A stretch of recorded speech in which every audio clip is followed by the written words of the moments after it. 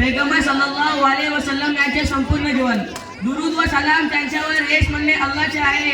दुरूद व सलाम त्यांच्यावर हेच म्हणणे अल्लाहचे आहे. अल्लाह नंतर ते स्थान हे पैगंबर आहे.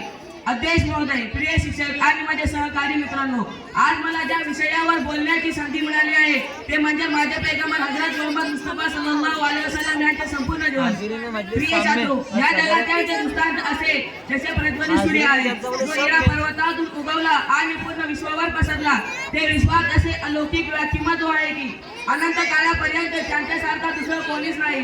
ज्याप्रमाणे सूर्य उगवतो आणि पूर्ण विश्वाला प्रकाशित करतो, त्याचप्रमाणे आपल्या मनाने अविश्वास आणि भ्रमाचा अंधार चुकाच्या प्रकाशात बदलला.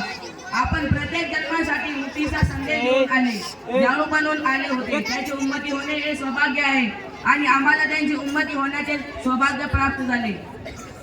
आपला स्वप्न अतिनर्म होता, प्रसिद्धी व्यक्तिमत्व होते, जीवन अतुलनीय होते आणि चरित्र तर असे होत होते की फकीर पण प्रेमत होत होते. प्रिय छात्रो, माझे पैगंबर हजरत मोहम्मद मुस्तफा सल्लल्लाहु अलैहि वसल्लम हे शांती व प्रेमाचे बोधक होते. अंधारे आणि काळोखीच्या रात्री एक प्रकाशमय दीप बनून आले. पैगंबर आले तर जन्मांसांना जगण्याची जाणीव झाली. जेव्हा मी पैगंबरच्या चरित्राबद्दल बोलतो तेव्हा माझ्या मनात मक्केचे दृश्य मिळते.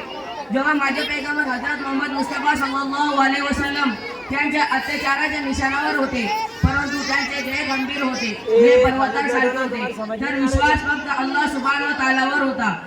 मनात फक्त ही चिंता होती की प्रत्येक मनुष्य हा कठीणवाला असो, तो अल्लाहवर ईमान आणून आपले परलोक तो उत्तम बनवो आणि यातच तो रमून जाईल. आणि या चिंता व विचाराने आपण यशस्वी केले. होय ज्याचे गंभीर नजर ज्याचे खुदावर हो, होय ज्याचे गंभीर नजर ज्याचे खुदावर हो.